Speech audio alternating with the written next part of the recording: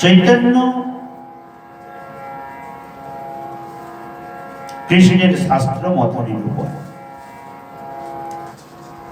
কৃষ্ণ গুরু ভক্ত শক্তি অবতার প্রকাশ। কৃষ্ণ এই 6 রূপে করেন বিলাস।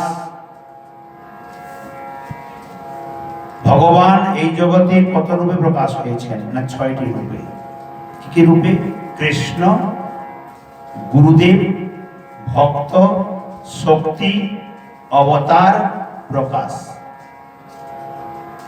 কৃষ্ণ এই 6 রূপে করেন বিলাস। স্বয়ং কৃষ্ণ তো এসেছেন গৌর রূপে। তৎসঙ্গে গুরুদেব, গুরুবর্গ, ভক্তবৃন্দ, ভগবানের শক্তি, ভগবানের অবতার এবং প্রকাশ, এই 6 তত্ত্বের করি চরণ বন্দন। এই 6 তত্ত্ব ইনাদেরও চরণ বন্দনা করি। প্রথমে সামান্য করি মঙ্গলাচরণ। এই 6 জনের বন্দনা করলেন প্রথম শ্লোকে। বন্দে গুরুণেশ ভক্তানেশ মেষ অবতারগণ তৎপ্রকাশাংস্তচ্ছক্তে কৃষ্ণ চৈতন্য সঙ্গকম।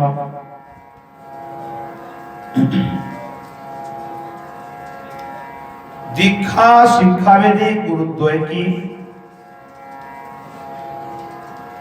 এক দীক্ষা গুরু আর এক শিক্ষা গুরু। এই দুজন গুরুদেব কি? শ্রীবাস আদি ঈশ্বর মানে ঈশ্বর, ঈশ্বরের যে ভক্তগণ, অদ্বৈত প্রভু প্রভৃতি ঈশ্বর অবতারগণকে, প্রভু শ্রী নিত্যানন্দ আদি তার প্রকাশ সকলকে, শ্রী গদাধর আদি ঈশ্বরের শক্তিগণকে এবং ঈশ্বর স্বরূপ মহাপ্রভু শ্রীকৃষ্ণ চৈতন্য নামক পরম তত্ত্বকে আমি বন্দনা করি।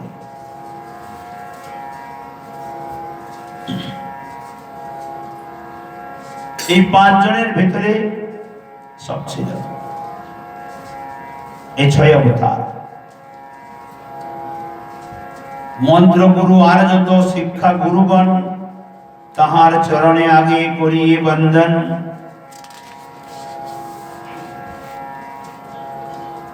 বন্দনার যে পরিপাটি করেছেন কবিরাজ গোস্বামী পাদ, বড় অদ্ভুত, বড় সুন্দর।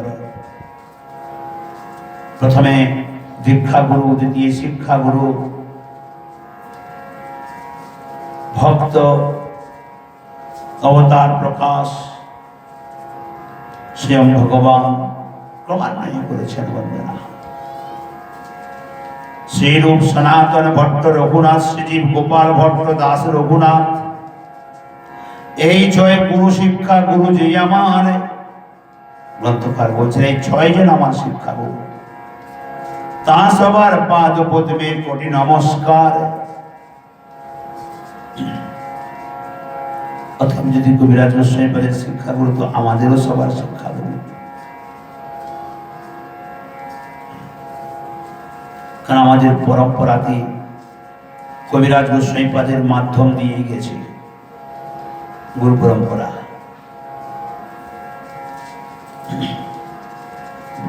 ভগবানের ভক্ত যত শ্রীবাস প্রধান, তা সবার পাদ পদ্মে সহস্র প্রণাম। ভগবানের যত ভক্ত, তার মধ্যে শ্রীবাস প্রধান ছিলেন, নারদের অবতার তো। তাই সমস্ত ভক্তবৃন্দ সহ শ্রীবাস পণ্ডিতের চরণে বন্দনা করলেন। শ্রী অদ্বৈত আচার্য প্রভু, যিনি মহাপ্রভুর অংশ অবতার, তার পাদ পদ্মে কোটি প্রণতি আমার।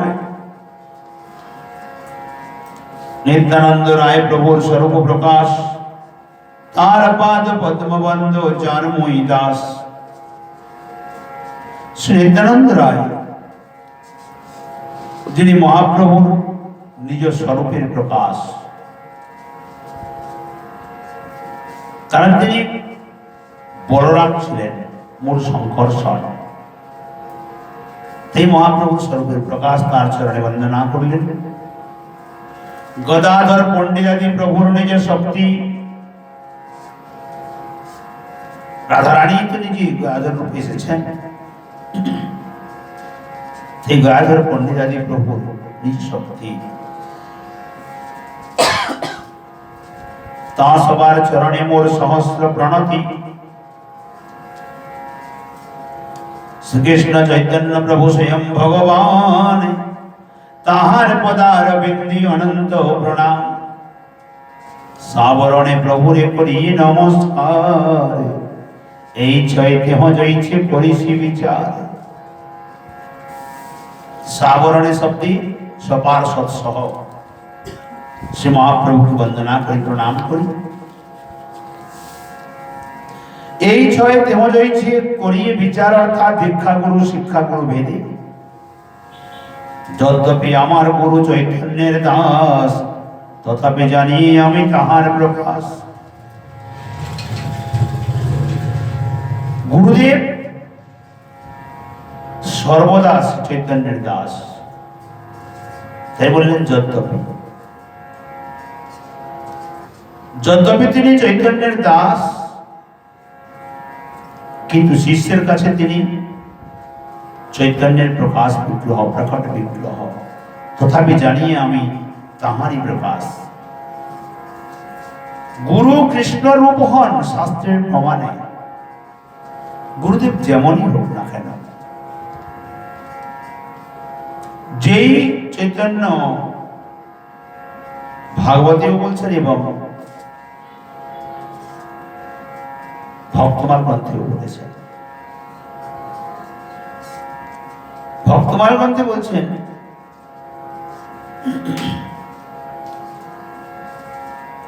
কিবা বিপ্র কিবা শূদ্র ন্যাসী কেনে নয়। ব্রাহ্মণ হোক, শূদ্র হোক,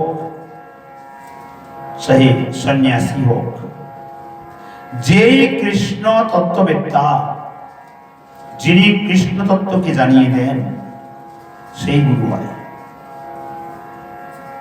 চৈতন্য ভাগবতে বলছে, যদ্যপি আমার গুরু শরীবাড়ি যায়, তথাপি আমার গুরু নিত্যানন্দ রায়। অতএব গুরু কৃষ্ণ রূপ হন শাস্ত্রের প্রমাণে। গুরু রূপে কৃষ্ণ কৃপা করেন ভক্তগণে। একটি কথা খেয়াল রাখা আবশ্যক,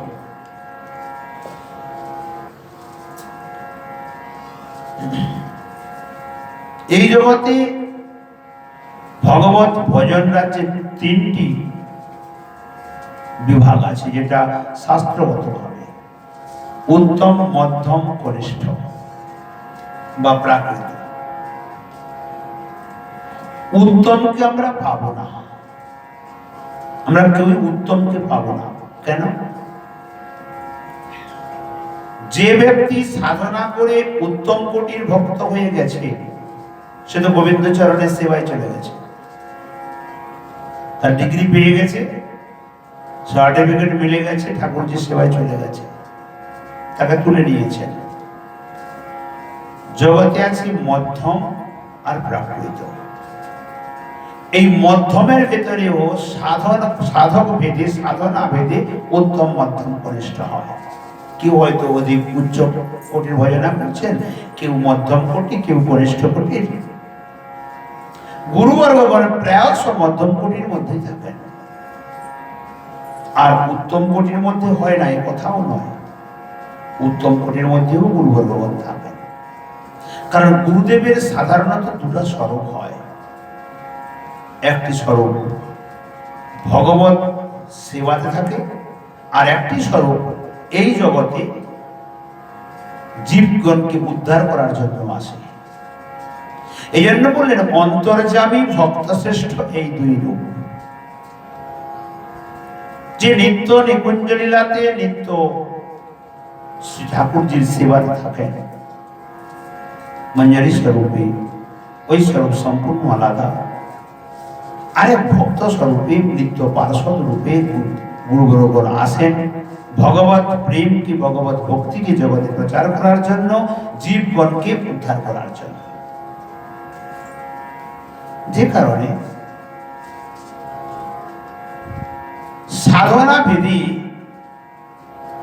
সবাই এক শ্রেণীতে হতে পারে না, এক ক্লাস সবাই থাকতে পারে না। আমার গুরু মহারাজ বড় সুন্দর করে বলেন এই কথাটিকে।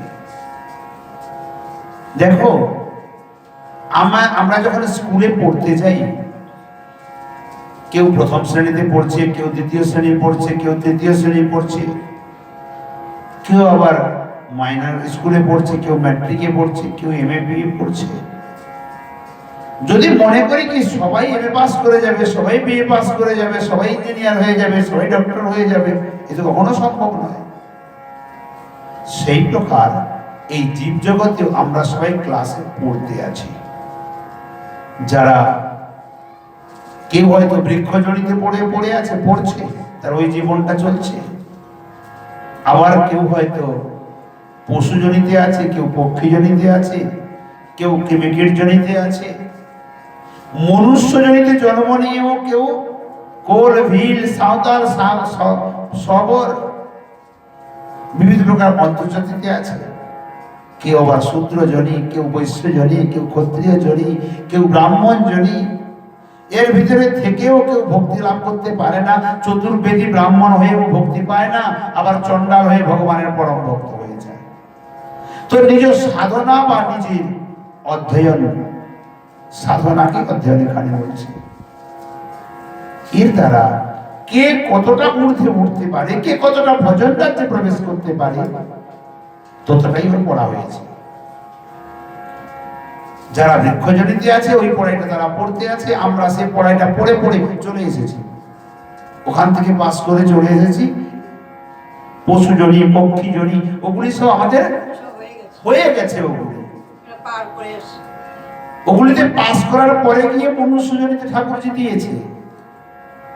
এখন যদি মনুষ্যজনিতে এসে এখানে সাধনা না করে এখানে যদি ফেল করে যাই, তো আবার ওই জনিতে চলে যাব।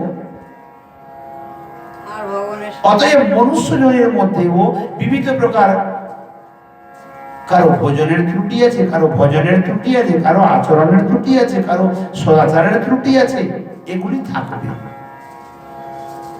এগুলি বিচার করে কিছু লাভ হবে না, কারণ এগুলি, এই জগৎটা হলো ভগবানের একটি মণিহারি দোকান, এখানে তার দোকানে সব প্রকার থাকবে। আমি যদি মনে করি মণিহারি দোকানে খালি আংটিগুলি ভালো ভালো থাকলো না কেন, তার মালগুলো কোথায় যাবে? সেগুলাও তো থাকবে, চোরও থাকবে, সাধুও থাকবে, এখানে সব থাকবে। একবার মহালক্ষ্মী প্রশ্ন করেছিলেন নারায়ণ ভগবানকে কি প্রভু, অর্থাৎ মহালক্ষ্মী বৈকুণ্ঠেশ্বরী, তিনি মুখ শুকিয়ে বসে আছেন। নারায়ণ প্রশ্ন করছেন, হে লক্ষ্মী, তোমার মনে এত দুঃখ কেন, কেন মুখ শুকিয়ে বসে আছো? লক্ষ্মী ঠাকুরানী বলছেন, প্রভু, কোন ব্যক্তি যদি সুন্দর একটি মূর্তি তৈরি করে কাউকে দান করে দেয়, আর সেই ব্যক্তিটি যদি মূর্তিকে ভেঙে দেয়, যে মূর্তি তৈরি করেছে তার প্রাণে কি কষ্ট লাগবে না? বৈকুণ্ঠনাথ এসে এসে বলছেন, হে মহালক্ষ্মী, তুমি কি বলতে চাইছো আমি বুঝে গেছি। দেখো, মূর্তি যে তৈরি করে যাকে দিয়ে দেয়, সেই মূর্তি রক্ষণাবেক্ষণের দায়িত্বটা তার হয়ে যায় যে পেয়েছে। যে তৈরি করেছে তার দায়িত্ব থাকে না। হয় তার কষ্ট পেলে কি, কষ্ট না পেলে কি, তারা তো কিছু নেই, ও তো দিয়েই দিয়েছে।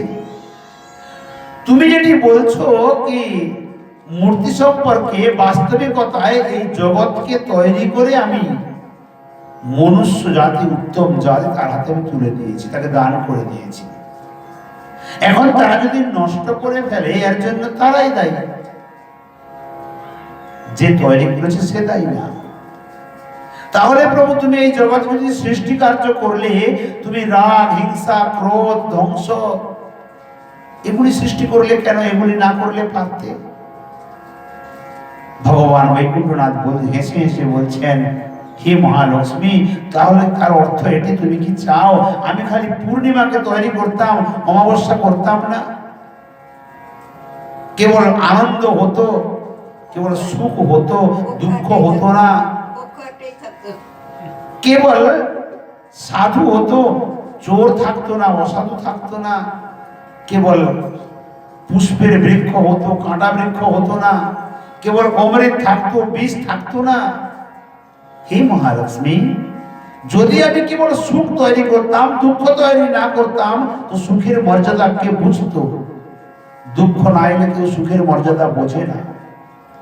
যদি কেবল এই জগতে অমৃত তৈরি করতাম, বিষ তৈরি না করতাম, অমৃতের কোনো মূল্য থাকতো না। যদি কেবল দিন থাকতো, রাত না থাকতো, তো দিনেরও কোনো মর্যাদা থাকতো না। এই প্রকার জগতে যদি কেবল আনন্দ থাকতো, যদি দুঃখ যন্ত্রণা না থাকতো, আনন্দের কোনো মূল্য থাকতো না। দেখো, আমি জগৎকে সমান করে সৃষ্টি করেছি। একদিকে যেমন সূর্য ওঠে, পৃথিবীর অন্যদিকে তখন অন্ধকার থাকে। একদিকে যেমন পর্বতের উচ্চ শিখর, আর একদিকে সমুদ্রের অতল গভীর। অতএব সম্পূর্ণ জগৎকে সুখ দুঃখ ভয় রক্ষা প্রত্যেকটা সমানভাবে তৈরি করেছে। প্রতিটি বস্তুর প্রয়োজনীয়তা আছে। তুমি যদি মনে করো আমি কেবল সৃষ্টি করব, ধ্বংস হবে না, বিনাশ হবে না, আমি না চাইলেও সংসার আপনা আপনি ধ্বংস হয়ে যাবে। কেন না? সৃষ্টি এত বাড়বে, থাকবে কোথায়? আমি যদি কেবল সৃষ্টি করি, বিনাশ নাও করি, আপনা আপনি বিনাশ হয়ে যাবে। কারণ সৃষ্টি এত বেড়ে যাবে কি ব্রহ্মাণ্ড আপনা আপনি নষ্ট হয়ে যাবে, থাকবে না। থাকবে কোথায় সৃষ্টি বস্তু?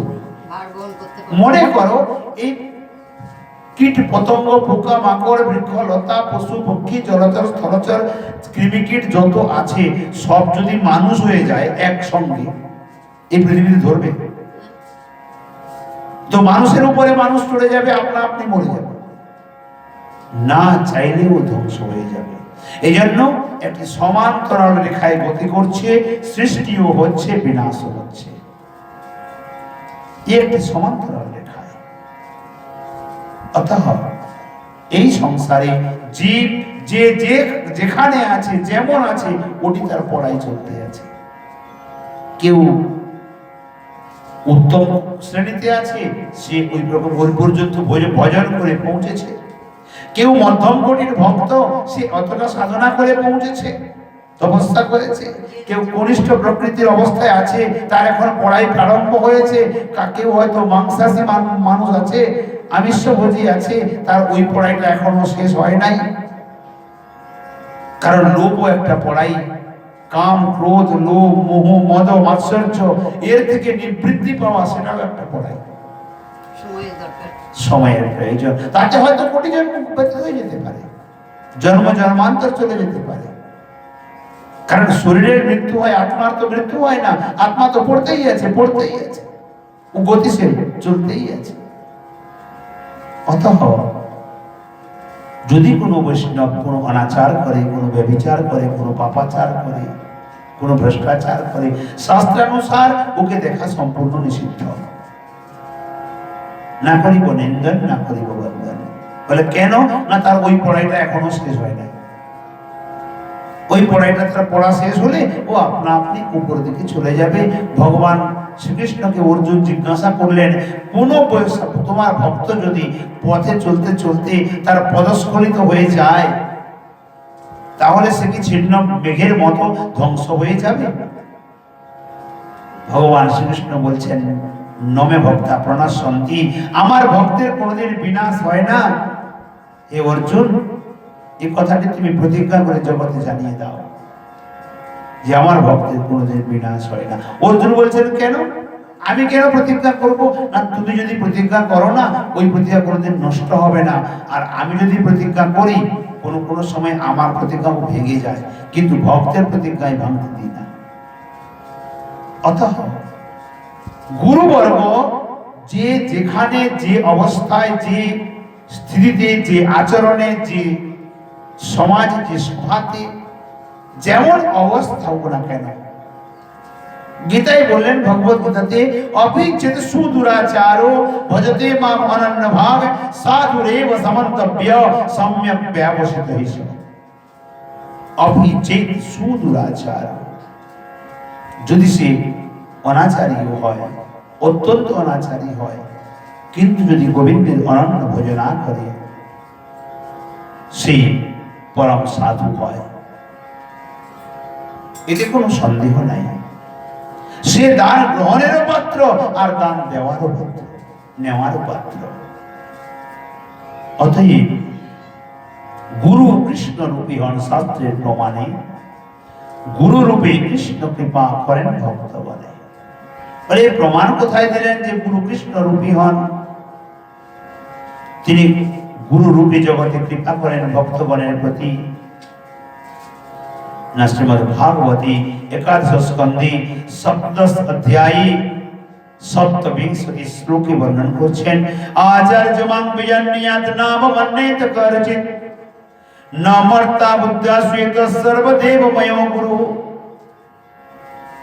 আচার্য আমার স্বরূপ।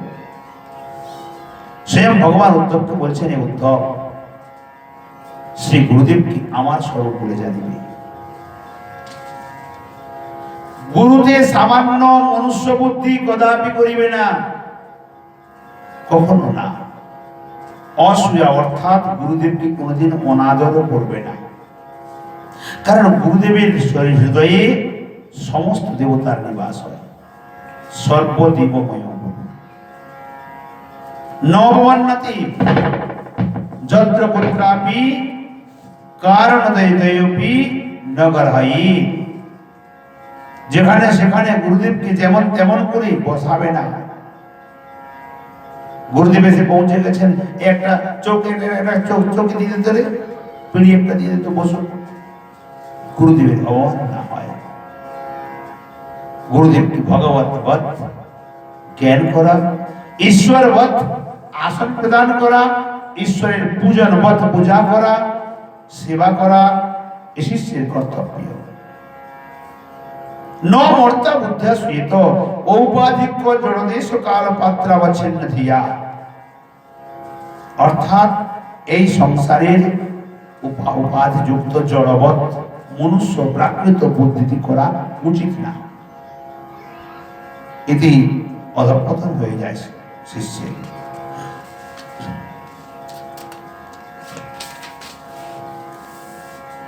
শিক্ষা গুরুকে তো জানি কৃষ্ণের স্বরূপ, অন্তর্যামী ভক্ত শ্রেষ্ঠ ওই দুই রূপ। যিনি শিক্ষা দান করেন তিনি কৃষ্ণের স্বরূপ। যিনি শিক্ষা দান করেন, শিক্ষা গুরু হন, তিনি কৃষ্ণের স্বরূপ হন। ইনি আবার দুই প্রকারের হন, অন্তরে অন্তর্যামী রূপে আর সম্মুখে ভক্ত শ্রেষ্ঠ রূপে। দুই স্বরূপে তিনি প্রকট হন।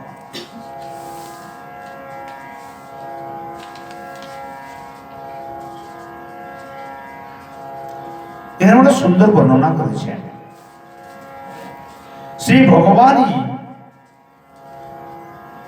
বায়ু পুরাণে বলেছেন, উপনিয়ত শিষ্যম বিদ মদীয় পয়োদ্বিজহ সংকল্পম রহস্যম চ ত্বমাচার্যম প্রচক্ষতে। আচিনোজ্য শাস্ত্রম আচারে স্থাপয়তি। আচিনোতি চ শাস্ত্রথম। আচিনোতি অর্থাৎ যে নিজে আচরণ করে, স্বয়ং আচরতে যস্মাৎ আচার্যস্তেন কীর্তিতঃ। বায়ু পুরাণে বললেন, যিনি নিজে আচরণ করে জগৎকে আচার করান। শ্রী ভগবান এই আচার্য রূপে শিষ্যের নিকটে প্রকাশিত হন। শ্রীমদ আচার্যের আচরণে হরিসেবা ব্যতীত অন্য কার্য নেই। তিনি সাক্ষাৎ আশ্রয় বিগ্রহ। যদি কেউ হরিসেবা বিমুখ হইয়া আচার্যত্বের অভিমান করেন, তা হইলে তাহার সুদুরাচারকে কেহ সদাচার বলিয়া গ্রহণ করিবে না। আচার্যের অনন্য ভজনই তাহার ভগবত প্রকাশত্বের পরিচয়ক। অর্থাৎ ভগবানের অনন্য রূপ ভজন স্মরণ। কৃষ্ণ বিনা তৃষ্ণাত্যাগ। দেখেন, এই সংসারে সংসার করা দোষাবহ নয়। বাস্তবিকতা সংসারের যে কোনো কার্য করা এটা দোষাবহ নয়। বলে দোষাবহটা কোথায়? এগুলি সব আমার। মনে প্রাণে জানা প্রয়োজন যে এটি আমার নয়, এটা রাধা মাধবের, আমাকে ছেড়ে যেতে হবে। এটা মনের প্রাণে জানা প্রয়োজন। তাতে কি হয়, মনের অন্তরের বন্ধন থাকে না। বাস্তবিকতায় সংসারের বন্ধন বাইরে থেকে কিচ্ছু নাই। যে স্ত্রী পুত্র পরিবার সবাই আমাকে বেঁধে রেখেছে, না, এটা বন্ধন নয়, মনই বেঁধে রেখেছে। দুই বন্ধু যাচ্ছিল নদীর তীরে তীরে। এখন নদীতে বন্যা এসেছে, একটা কালো কালো কিছু ভেসে ভেসে যাচ্ছে। এক বন্ধু বলছে, দেখ দেখ কত সুন্দর কম্বলটা ভেসে যাচ্ছে। আর এক বন্ধু বলে, তার কম্বলটা নিয়ে আসি বলে দিয়েছে ঝাঁপ ওই স্রোতের মধ্যে। বাস্তবিকতায় ওটা কম্বল ছিল না, ওটা ভালু ছিল। ভালুটা আধা মরা হয়ে জলের ভিতরে আছে, তো মুখটা ডুবে আছে। এখন ভালু বাঁচার জন্য চেষ্টা করছে, যেমনই ওকে পেয়েছে ধরিয়ে নিয়েছে। তো কম্বলকে ও টানবে কি, ওকে কম্বল টেনে টেনে নিয়ে যাচ্ছে। ও তো আর বুঝতে পারছে না ওটা ভালু। তাই উপরে যে ছিল সে বলছে, আরে भैया आजा। बोले मैं क्या करूं, मुझे तो कंबल लेके भाग रहा है, तू कंबल को छोड़ दे। तখন ও বলছে, अरे मैं तो कंबल को छोड़ दिया, कंबल मुझे छोड़ता नहीं है।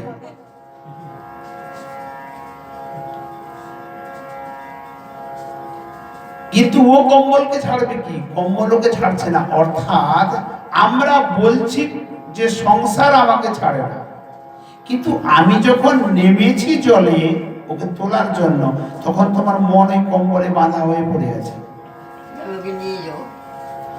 আগেকার দিনে ছোট ছোট বাঁদরকে ধরতো, ছোট্ট মুখওয়ালা কলসিতে ছোলা ভাজা পুড়িয়ে দিয়ে মাটিতে পুঁতে দিত। এখনো হয়, এখনো যদি কেউ চেষ্টা করে হবে। তো গলা পর্যন্ত মাটিতে পুঁতে দিলে ওর ভেতরে যখন ছোট বাঁদরগুলি হাত ঢুকাবে, তখন তো হাতটা সোজা করে পুড়িয়ে দেবে। ভেতরে ছোলা ভাজা আছে, ধরবে মুঠো করে, আর মুঠো করার পরে হাতটা তো আর বেরোবে না, এখানটাতে আটকে যাবে। বাঁদর জানে আমাকে কেউ ধরে রেখেছে, সে যদি ছোলা ভাজাটা ছেড়ে দেয় হাতটা বেরিয়ে আসে, ও ছোলা ভাজা ছাড়বে না আর কলসি ওকে ছাড়বে না। অর্থাৎ আমরা সংসারকে ধরে রেখেছি, সংসার আমাদের ধরে রাখে নাই। সংসার আমাদের কবে নিষ্প্রয়োজনীয়তা করে দিয়েছে। সংসার কতবার ধাক্কা দিয়ে দেয়, কিন্তু আমরা ছেড়ে যেতে পারি না। এটাই আমাদের মনের বন্ধন। এই জন্য শ্রীমদ ভাগবত দ্বিতীয় স্কন্ধে কপিল দেবহূতি সংবাদে স্বয়ং কপিল দেব মাতা দেবহূতিকে বললেন,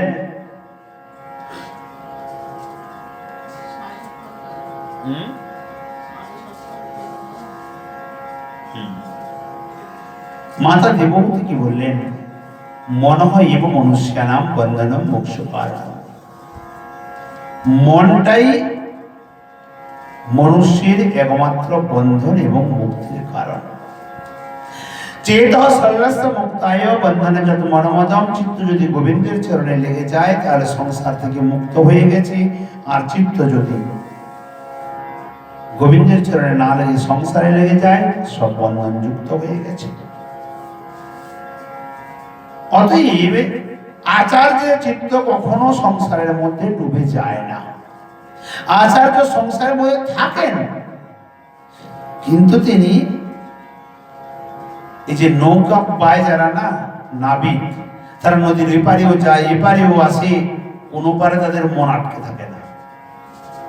খালি যাত্রীদের ন্যায় এপারে ওপারে নামিয়ে দেয়, ওপাশ থেকে ন্যায় এপাশে নামিয়ে দেয়। সেই প্রকার সংসারে আচার্যগণ থাকেন কেবল সাংসারিক জীবকে উদ্ধার করে ভগবত জগতে পৌঁছানোর জন্য। তাদের চিত্ত সংসারে কখনো রমিত হয় না। অতএব গুরু রূপে কৃষ্ণ কৃপা করেন ভক্ত বলে। কৃষ্ণ গুরু রূপী হন শাস্ত্রের প্রমাণ। তিনি অন্তর্যামী রূপে অন্তরের ভাবনাকে পরিবর্তন করে ভজন রাজ্যে প্রবেশ করেন। আবার ভক্ত শ্রেষ্ঠ রূপে সাক্ষাতে গুরু রূপে বসে তিনি উপদেশ দেন। অতএব গুরুদত্ত সম্বন্ধীয় কথা চৈতন্য চরিতামৃতে প্রথম পরিচ্ছেদে আজকে এখানে বিশ্রাম দিই। পুনরায় রাধা মাধবের কৃপা বলে আমরা তারা শোধন করব। কটায় আরম্ভ হবে?